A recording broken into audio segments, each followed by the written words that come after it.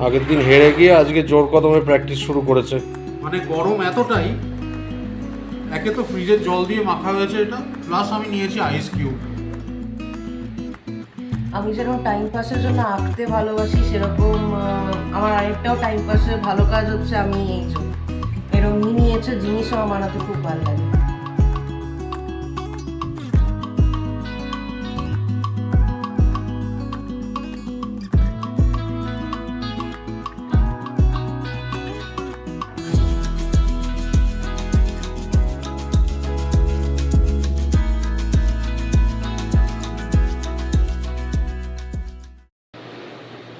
Good morning and welcome to ফোরলি।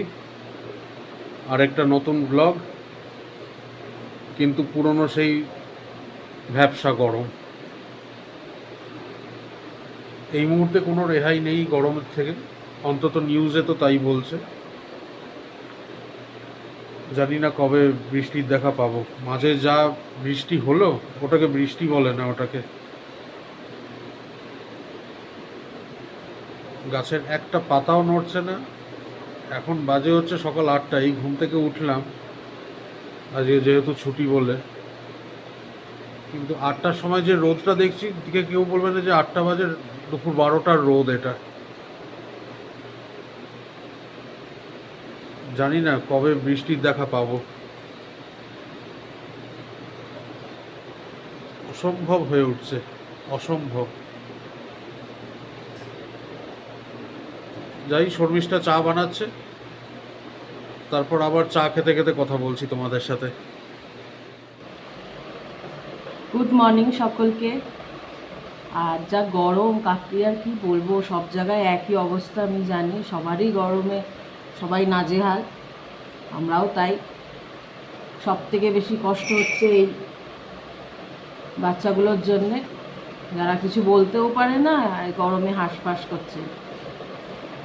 যে আর চা করেছি বটে, কিন্তু চাটাকে বেশ ঠান্ডা করে তারপরে খাচ্ছি, নয়তো বাবা পারা যাবে না, এত গরম, এত গরম। উফ, সকাল 8টার সময় মনে হচ্ছে বেলা 12টা। খুবই কষ্ট হচ্ছে, সকালবেলা বেশিক্ষণ বিছানায় থাকাও যাচ্ছে না, বিছানা এত গরম হয়ে যাচ্ছে। সব জায়গারই একই অবস্থা জানি, ভগবান কবে সহায় হবে, বৃষ্টি দেবে, তবে শান্তি। কি অদ্ভুত পরিস্থিতি একটা। ব্যাঙ্গালোরে একটু অড লাগছে, সেই জন্য হয়তো বারবার আমরা বলছি, কারণ ব্যাঙ্গালোরে তো এরকম কখনো ওয়েদার পাইনি, সেই জন্য এটা ভীষণই একটা অস্বস্তিকর লাগছে। কলকাতায় কি, কলকাতায় আমরা ছোটোবেলা থেকে অভ্যস্ত, সেজন্য ওটা হলে যে হ্যাঁ নর্মাল গরম, তো চৈত্র মাসে গরম, তারপরে বৈশাখ মাসে, কিন্তু বৈশাখ মাসে তো বৃষ্টি হতো, কালবৈশাখী ঝড় হতো, সেগুলো তো নাই এখন আর। এখানে ওইসব না, কিন্তু এখানে তো মাঝে মধ্যে বৃষ্টি হতো, অসম্ভব গরম। এই এক কথা বারবার বলতেও ভালো লাগে না, কিন্তু ওটা ছাড়া আর কিছুই নেই লাইফে এখন, শুধু শুধু প্রচণ্ড গরম আর গরম।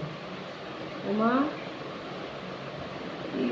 তাড়াতাড়ি তাড়াতাড়ি করে চাটা খেয়ে নিয়ে যতটা তাড়াতাড়ি রান্নাঘরের কাজ সারতে পারবো ততটাই ভালো, নয়তো রান্নাঘর পুরো ফার্নেস হয়ে যাচ্ছে।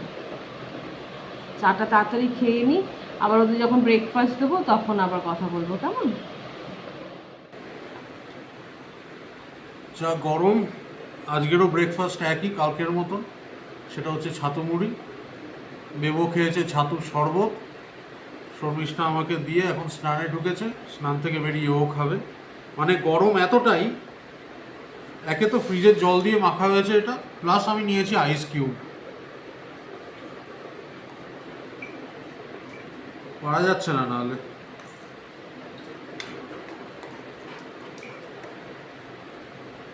আমার মেয়েও আজকে ছাতুর শরবত খেয়েছে।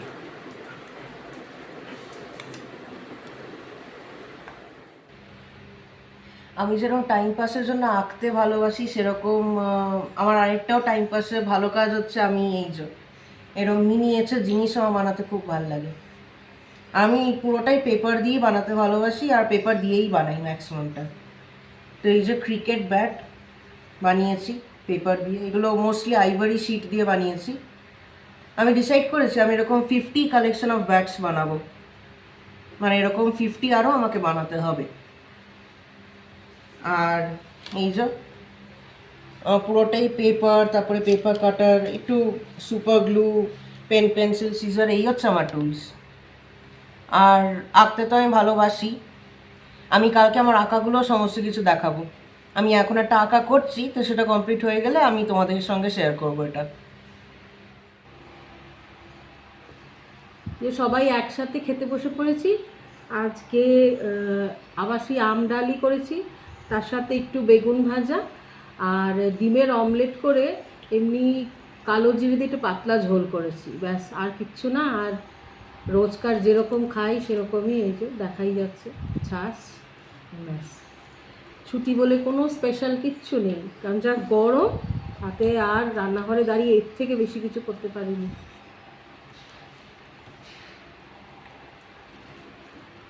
সৌরভের খাওয়া শুরুও হয়ে গেছে, ওর খিদে পেয়ে গেছে আসলে।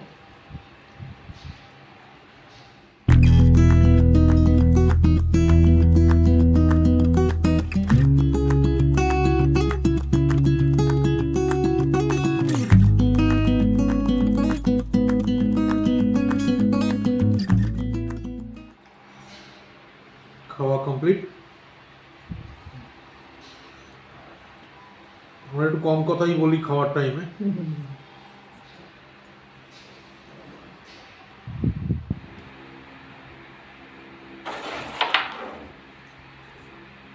আগের দিন হেরে গিয়ে আজকে জোর কদমে প্র্যাকটিস শুরু করেছে। সেদিন তো মা বললোই তো যে যত বেশি প্র্যাকটিস করবো তত বেশি আমার আঙ্গুলের জোরও বাড়বে। দেখো তারপরে তোমার কিরকম হারাই। আচ্ছা, দেখবো। চ্যালেঞ্জ করলাম। চ্যালেঞ্জ এম করতে হবে ঠিক করে, শুধু আঙুলের জোর বাড়ালে হবে, এম করতে হবে। চেষ্টা করছি।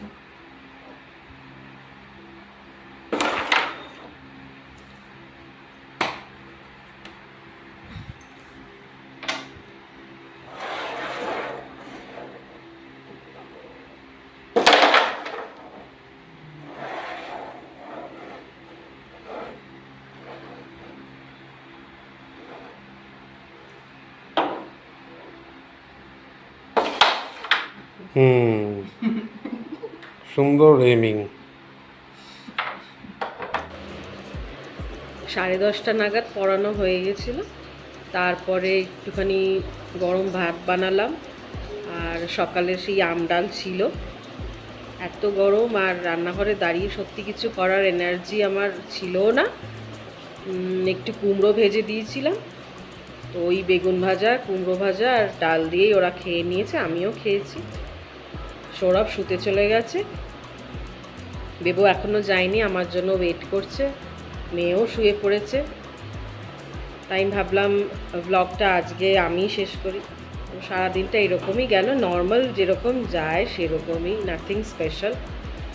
তো যদি তোমাদের ভালো লেগে থাকে আজকের ব্লগটা, যেরকম সৌরভ বলে আমিও বলছি, প্লিজ আমাদের চ্যানেলটাকে সাবস্ক্রাইব করো, লাইক করো এবং শেয়ার করো, এবং আমাদের পাশে থেকে আমাদের এগিয়ে নিয়ে যাও।